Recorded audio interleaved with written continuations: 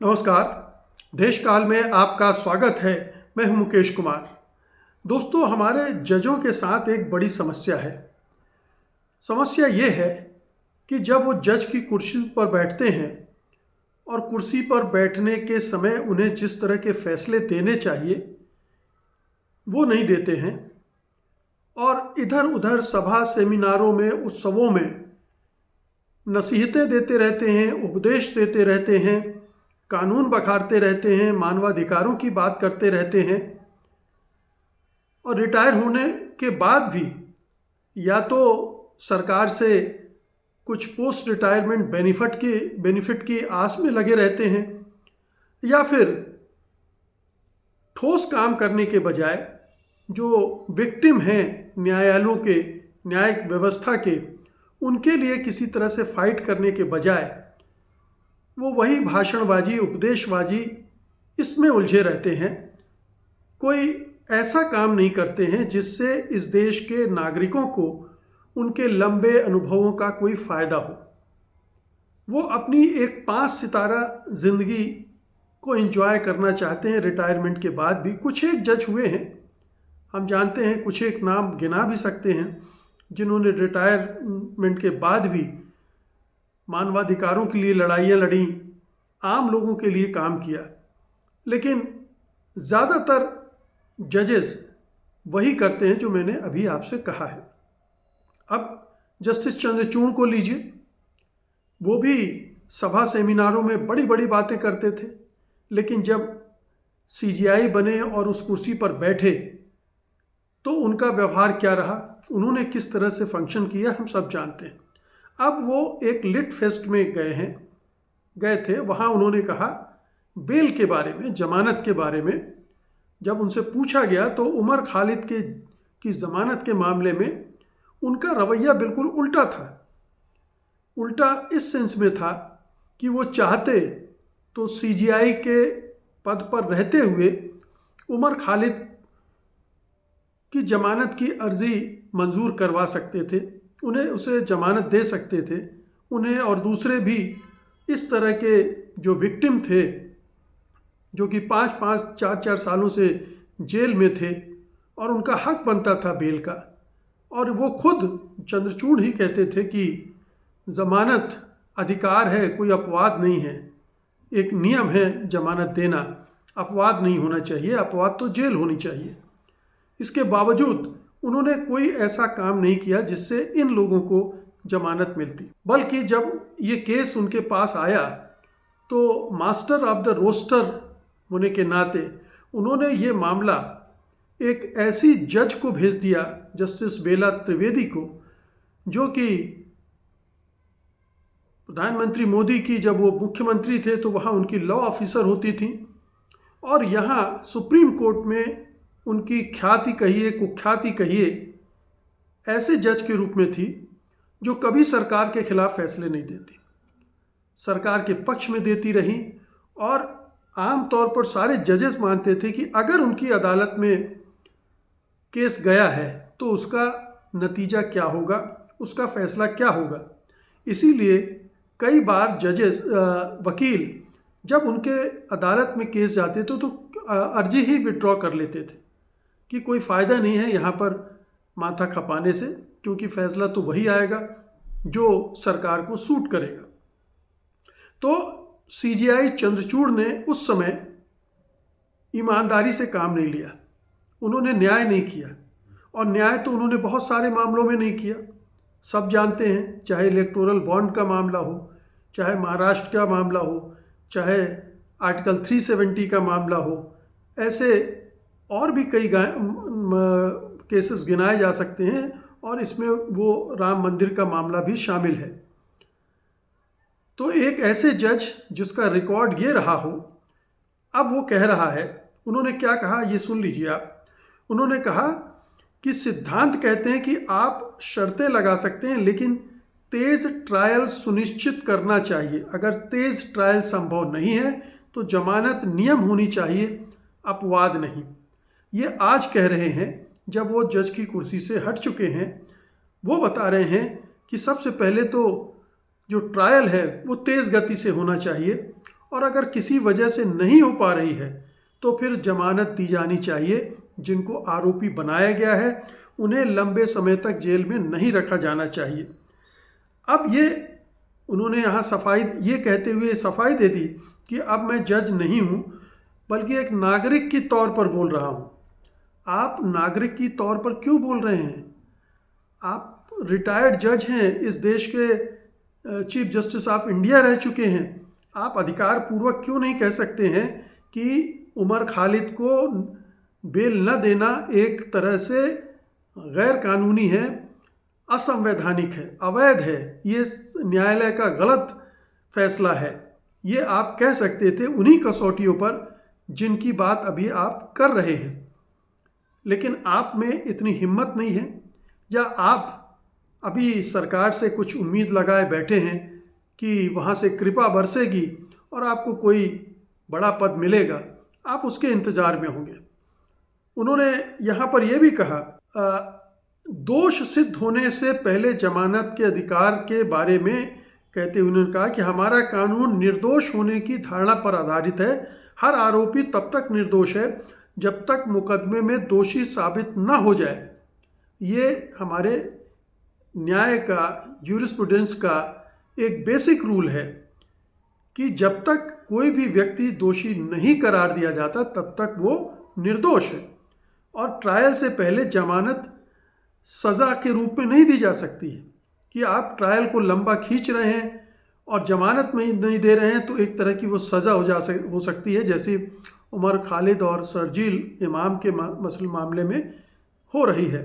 अगर कोई व्यक्ति 5-7 साल जेल में रहता है और फिर बरी हो जाता है तो गंवाए हुए समय की भरपाई कैसे होगी? नहीं हो पाएगी। और आप जब सीजेआई थे तब आपको इस बात का एहसास क्यों नहीं हुआ कि ये आपकी जिम्मेदारी है कि इन युवकों की जमानत दें, क्योंकि उनका बहुत बेशकीमती समय ज़िंदगी का जेल में कट रहा है, जेल में जा रहा है, जिसकी भरपाई नहीं हो सकती है। फिर आपने उस समय ये मामला खुद क्यों नहीं सुना? आप भी सुन सकते थे, इतना महत्वपूर्ण मामला था, दुनिया भर की निगाहें उस पर लगी हुई थी। लेकिन आपने वो मामला एक ऐसी जज की अदालत में भेज दिया जहां आप निश्चिंत थे कि क्या फ़ैसला आएगा, और जो फैसला आएगा उससे सरकार को कोई दिक्कत नहीं होगी, तकलीफ नहीं होगी, और वही हुआ भी। चंद्रचूड़ आगे भी कहते हैं अगर कोई सीरियल रेपिस्ट मर्डर है जो 7 हत्याओं का आरोपी है तो वो समाज में बाहर आने पर अपराध कर सकता है। ऐसे लोगों को जमानत नहीं मिलनी चाहिए जो समाज के लिए खतरा बन सकते हैं। यहाँ पर जमानत न देना एक क्लासिक मामला है। दूसरा, अगर जमानत के बाद व्यक्ति ट्रायल में नहीं आता और भाग जाता है, ऐसा डर हो अगर किसी आरोपी के बारे में, तो उसको जमानत न देना समझ में आता है। तीसरा, अगर वो सबूतों से छेड़छाड़ कर सकता है तब उसको जमानत नहीं दी जाती है। अगर ये 3 अपवाद लागू नहीं होते हैं तो जमानत का नियम होना चाहिए। अगर ये 3 रिस्क नहीं है, खतरे नहीं हैं, तो जमानत मिलनी चाहिए, लेकिन जमानत नहीं हो रही है। ये तीनों कारण उमर खालिद और शर्जील इमाम पर नहीं साबित होते हैं। ना तो वो किन्हीं रेपिस्ट मर्डरर हैं, ना हत्याओं के आरोपी हैं, ना ही वो भागने वाले हैं, उन पर शर्तें लग सकती हैं। ट्रायल के दौरान वो भागने वाले नहीं हैं, ना सबूतों से छेड़छाड़ करने की स्थिति में है, तो उन्हें जमानत मिलनी चाहिए। फिर वो ये कहते हैं आज की समस्या ये है कि राष्ट्रीय सुरक्षा कानून साबित होने से पहले निर्दोष नहीं दोषी मानने पर जोर देते हैं। तो जो कुछ हमारे यहाँ कानून बने हैं, जैसे यूएपीए है, पीएमएलए है, या राष्ट्रीय सुरक्षा कानून है, इनमें ये प्रोविज़न है कि जब तक वो निर्दोष साबित ना हो तब तक उसे दोषी मान लो। यानी न्याय की जो मूल अवधारणा है कि जब तक दोष साबित ना हो तब तक वो निर्दोष होता है, यहाँ उसका उल्टा कर दिया गया है, और जिसकी वजह से उन्हें जमानत मिलने में मुश्किल पेश आती है, जमानत देने में दिक्कत होती है, और वो सालों तक जेल में सड़ते रहते हैं। लेकिन ये तो सर्वोच्च न्यायालय का काम है, उसकी जिम्मेदारी है कि वो ऐसे कानूनों की ऐसी धाराओं को निरस्त करें, असंवैधानिक करार दें। लेकिन यही सुप्रीम कोर्ट है जिसने इन धाराओं को न केवल सही साबित कर दिया है बल्कि कोई सवाल भी नहीं खड़ा किया। ये तमाम कानून जो काले कानून हैं, जिनका दुरुपयोग करके सरकार किसी पर भी यूएपीए या पीएमएलए लगाकर जेल में बंद कर देती है और जमानत नहीं होने देती है। भीमा कोरेगांव वाले मामले को देखिए आप, 1 दर्जन से ज़्यादा समाज सेवियों को जेल में डाल दिया गया और सालों तक जमानत नहीं होने दी। यही कमोबेश उमर खालिद और शर्जील इमाम के मामले में हो रहा है। लेकिन अदालतों ने इस जिम्मेदारी को भी नहीं निभाया और इसका फ़ायदा सरकार उठा रही है अपने विरोधियों को, अपने आलोचकों को परेशान करने के लिए, प्रताड़ित करने के लिए। उन्होंने आपराधिक न्याय प्रणाली की खामियों को भी गिनाया। उन्होंने कहा कि मुकदमे सही समय पर खत्म नहीं होते, जो संविधान के अनुच्छेद 21 के तहत तेज ट्रायल के अधिकार का उल्लंघन है। अब देखिए, अब वो बाहर आ गए हैं, न्यायालय से बाहर हैं, तो ये सारे खामियां गिना रहे हैं। जब इस तरह के केस उनके पास आते हैं जिसमें ट्रायल जो संविधान के अनुच्छेद 21 के तहत जो तेज ट्रायल का अधिकार है उसका उल्लंघन हो रहा होता है, तब वो क्यों नहीं हस्तक्षेप करते हैं? आखिरकार 5 साल हो गए हैं उमर खालिद के मामले को और अभी तक ट्रायल शुरू नहीं हुआ है। ये क्या चंद्रचूड़ अभी जब 6 महीने पहले तक वो सीजेआई थे तब उन्हें पता नहीं था? तब उन्होंने इस मामले में कोई पहल क्यों नहीं की? क्यों नहीं सुओ मोटो लेकर, स्वतः संज्ञान लेकर हस्तक्षेप क्यों नहीं किया? क्यों नहीं किया? इसलिए नहीं किया क्योंकि वो सरकार को नाराज़ नहीं करना चाहते हैं, नाराज़ नहीं करना चाहते थे या सरकार के साथ मिलकर खेल रहे थे।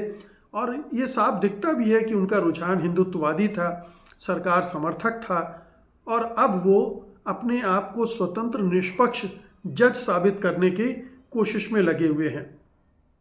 उन्होंने कुछ और चीज़ें बताई, जमानत न मिलने के और भी कारण बताए कि हाई कोर्ट और ज़िला अदालतों की आदत पर चिंता जताई, जहां वो जजेस जमानत देने से बचते हैं और ये एक खतरनाक चिंताजनक ट्रेंड है। हाई कोर्ट और ज़िला अदालतों के जज जमानत देने से इसलिए बचते हैं कि कहीं अगर जमानत दे दिया तो मेरे नीयत पर सवाल ना खड़े करेंगे लोग।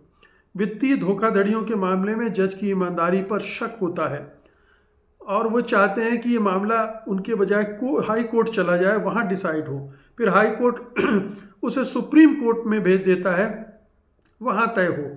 और इसीलिए सुप्रीम कोर्ट में हर साल करीब 70,000 केसेस इकट्ठे होते जाते हैं। तो ये बड़ी खामी है। इसके लिए कोई न्यायिक सुधार की पहल चंद्रचूड़ साहब आपने कोई की थी क्या? आपने अपने नीचे वाली अदालतों के जजों का मोराल बढ़ाने के लिए, उनकी हौसला अफजाई करने के लिए, उनको प्रोटेक्ट करने के लिए ऐसे मामलों में कोई कदम उठाए थे क्या? आप तो चीफ जस्टिस ऑफ इंडिया थे, आपकी जिम्मेदारी बनती थी कि आप न्यायपालिका के कमज़ोरियों को न केवल बताएं ही नहीं, उनके सुधार का भी रास्ता तय करें। और माननीय चंद्रचूड़ जी, आप भली भांति जानते हैं कि सुप्रीम कोर्ट में अब जिस तरह के जजेस भर दिए गए हैं सरकार समर्थक, उनको भरने में आपकी भी भूमिका रही है। आपने भी एक रोल अदा किया है। सरकार समर्थक जजों से पैक हो गया है सुप्रीम कोर्ट। ये हम नहीं, तमाम न्यायविद और वकील कहते हैं। इसीलिए कई बार कहा जाता है कि सुप्रीम कोर्ट में कई सुप्रीम कोर्ट हैं और वो मनमाने ढंग से फैसले देते हैं सरकार के पक्ष में। तो ये सारी चिंताएं जो आप आज जता रहे हैं, अगर आपने इन पे कुछ काम किया होता तो हम आपको सलाम कर रहे होते, हम आपकी वाहवाही कर रहे होते। लेकिन आज इस बयान की बदौलत आप पूरे मीडिया में आलोचनाओं के केंद्र बन गए। आपकी हर तरफ से आलोचना हो रही है, निंदा हो रही है, सवाल पूछे जा रहे हैं कि उमर खालिद की जमानत के मामले में आपने उस समय तो ये रुख अख्तियार किया था और आज आप जमानत के पक्ष में बोल रहे हैं। ये पाखंड है, धोखाधड़ी है, सरकार की मिलीभगत थी, क्या है ये? दरअसल चंद्रचूड़ साहब, आप सरे बाजार नंगे हो गए। पूरे हिंदुस्तान को पता चल गया है कि आप क्या थे और क्या हैं। सीजीआई के रूप में आपने किस तरह की भूमिका अदा की है, और अब आप अपनी छवि को सुधारने के लिए तमाम तरह के इंटरव्यू देते फिर रहे हैं, तमाम तरह के लिटरेचर फेस्टिवल और सभा सेमिनारों में बड़ी बड़ी बातें कह रहे हैं, लेकिन आपकी कथनी और करनी में बहुत भारी गैप है, बहुत भारी अंतर है। और ये देश इतना मूर्ख भी नहीं है कि उस अंतर को समझ ना पा रहा हो। ये तो बहुत पुरानी बात भी नहीं हुई है, अभी 6-8 महीने पुरानी ही बातें हैं। ये सारी उसके दिमागों में, उनकी स्मृति में जिंदा है, वो भूलने वाले नहीं हैं। इसलिए चंद्रचूड़ साहब, अगर आपको कोई ऊपर से पोस्ट रिटायरमेंट बेनिफिट मिलने वाला है तो आप लीजिए, एंजॉय कीजिए। कम से कम अपनी सच्चरित्रता का बैंड मत बजाइए, बाजा मत बजाइए, गुणगान मत कीजिए। बहुत बहुत शुक्रिया आपका। धन्यवाद। नमस्कार।